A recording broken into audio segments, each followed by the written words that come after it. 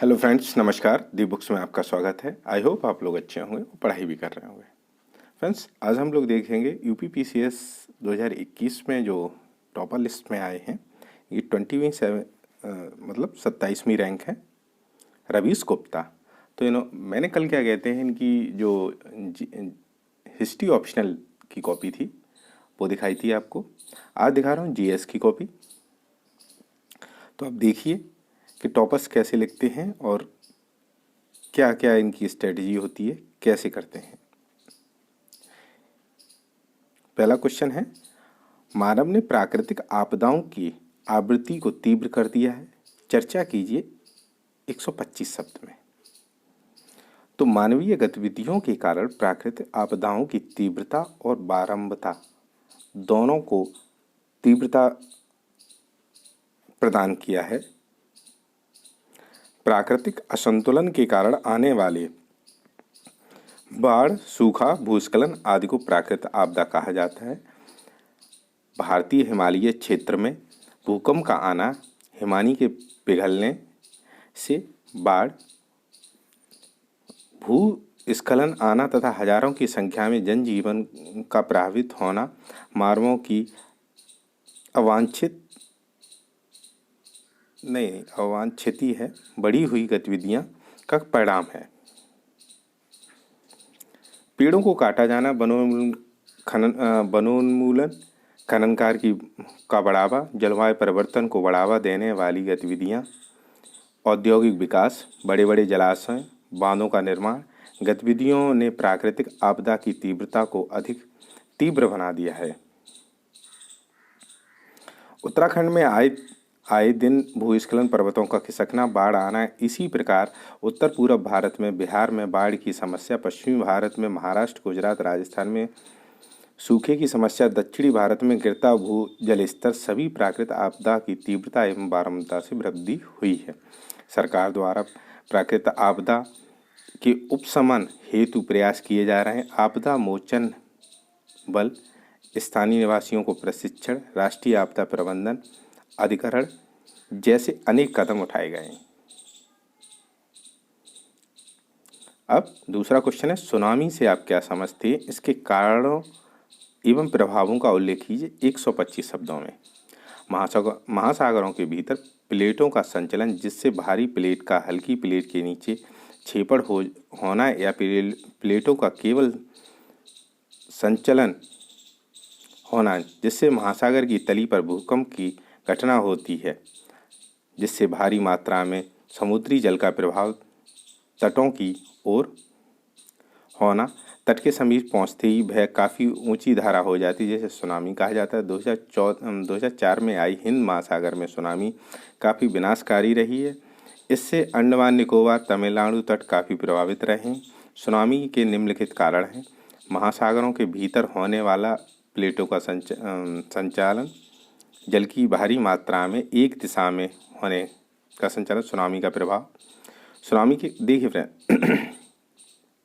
इन्होंने लिखा है, ठीक है, अच्छा लिखा है। जब भाई किसी की रैंक अगर 27 आई है तो ऑब्वियसली अच्छा ही लिखा है, ख़राब तो लिखा नहीं है। और बिल्कुल जो लिमिट है ना शब्दों की, वो बिल्कुल लिमिटेड है और लैंग्वेज भी इजी है। जैसे सुनामी का प्रभाव देखते हैं। सुनामी के कारण जलीय जीवों की आवासीय विविधता नकारात्मक रूप से प्रभावित होती है। तटों के किनारे मानवीय बस्ती की क्षति, आधारभूत संरचनाओं, रोड, संचार आदि संसाधनों की क्षति, बड़ी संख्या में जन पशु हानि, कई बार ऐसे रोग फैलने की संभावना बढ़ जाती है। गाद का एकत्रित होना, प्राकृतिक वनों, वृक्षों, आवासों का विनाश। सरकार द्वारा सुनामी हेतु सुनामी अर्ली वार्निंग सेंटर की स्थापना की गई है, जिससे सुनामी से पूर्व आपदा प्रबंधन की दिशा में कदम।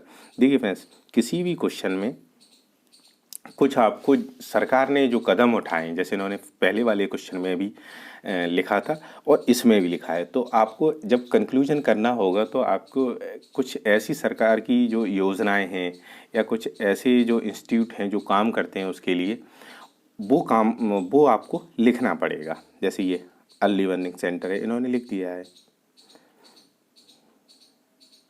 अब भूकंप प्राकृतिक की अपेक्षा एक मानवीय जनित आपदा अधिक है, विवेचना कीजिए। तो पृथ्वी की आंतरिक हलचलों के कारण भूकंप की उत्पत्ति होती है। भूकंप को सामान्यतः प्राकृतिक आपदा ही माना जाता है, परंतु पिछले कुछ वर्षों में यह तथ्य संज्ञान में आया है कि भूकंप सामान्य से अधिक बार एवं रिएक्टर स्केल पर अधिक तीव्रता के साथ आ रहे हैं।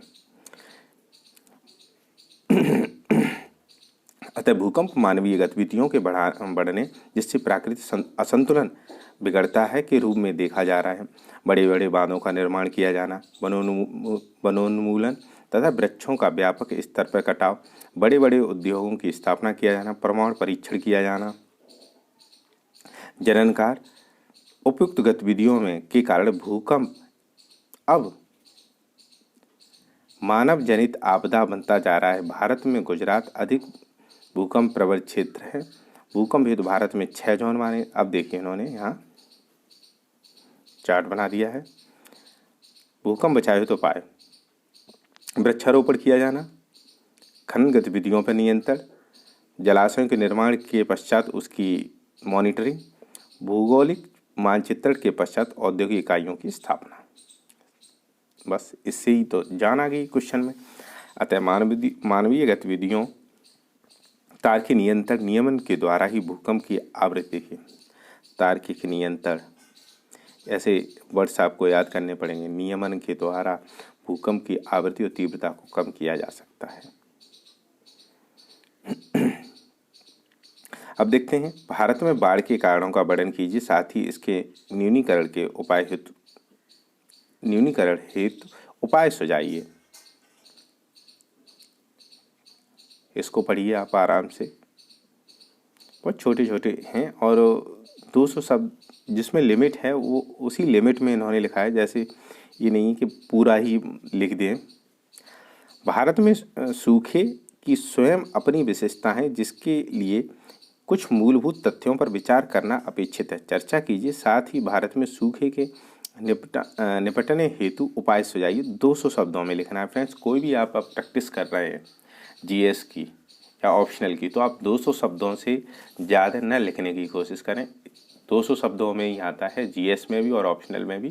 तो आप 200 में लिखेंगे तो आपको 125 में भी लिख लेंगे और आप 50 वर्णों में भी लिख लेंगे। तो आप 200 से ज़्यादा लिखने की कोशिश न करें। जो भी है वो 200 शब्दों के अंदर ही अंदर आप ख़त्म करें।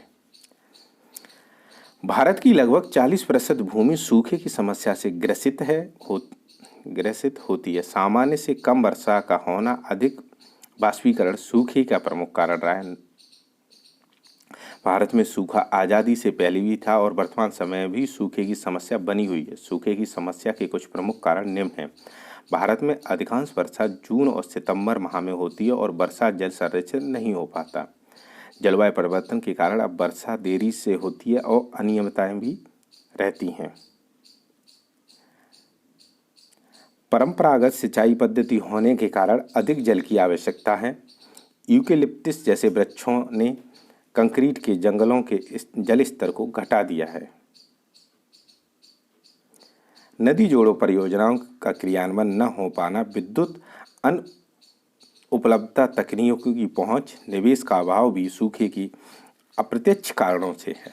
निपटने हेतु उपाय: नदी जोड़ो परियोजनाओं को क्रियान्वित किया जाना, अधिक सूखाग्रस्त क्षेत्रों में कृत्रिम वर्षा किया जाना, सिंचाई की नई तकनीकों एवं पद्धति का प्रयोग किया जाना, जैसे फव्वारा सिंचाई।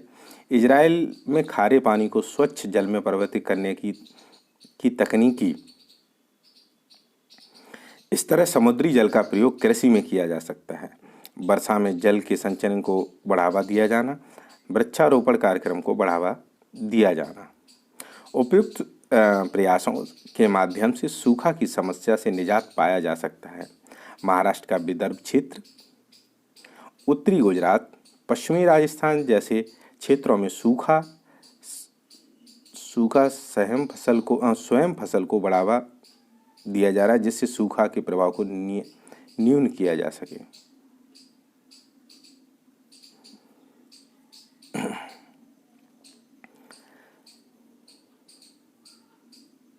वर्तमान में जो वनों में लगने वाली आग वैश्विक समस्या के रूप में उभर कर सामने आई। इस संदर्भ में वन आग के कारणों की चर्चा कीजिए, साथ ही इसकी रोकथाम हेतु उपाय सुझाइए। ठीक है, तो आइए देखते हैं। वनों में लगने वाली आग को वनाग्नि कहते हैं। वर्तमान समय में अक्सर हमें यह समाचार सुनने में आता है कि जंगल में लगी आग, इसके पीछे कोई प्राकृतिक एवं मानवीय कारण निहित होते हैं। प्राकृतिक और मानवीय कारण, ऐसे थोड़े से पॉइंट वाले जो आपको ये प्रैक्टिस करेंगे तो आ सकते हैं, अदरवाइज ऐसे नहीं लिख पाएंगे आप। जलवायु परिवर्तन के कारण गर्मी बढ़ रही है तथा वर्षा की मात्रा में कमी हो रही है, जिस कारण से वनों की अग्नि की बारंबारता में वृद्धि हो रही है। जलवासी कृषि, स्थानांतरित कृषि भी वनाग्नि के प्रमुख कारणों में से एक है। कई बार मानवीय गतिविधियां, कैंप लगाना, सिगरेट आदि के कारणों से भी वनाग्नि की घटना होती है। आकाशीय बिजली का गिरना। तो फ्रेंड्स, इन्होंने जो ऐसे लिखे हैं बस नॉर्मल है और अच्छा लिखा है उन्होंने। ठीक है फ्रेंड्स, तो ये थी रवीश गुप्ता की जीएस की कॉपी। और आपको अगर डाउनलोड करनी है तो आप टेलीग्राम से डाउनलोड कर लीजिए। और अगर आपको वीडियो पसंद आए तो प्लीज़ लाइक करिए, चैनल को सब्सक्राइब भी करिए। वीडियो देखने के धन्यवाद। Thank you so much.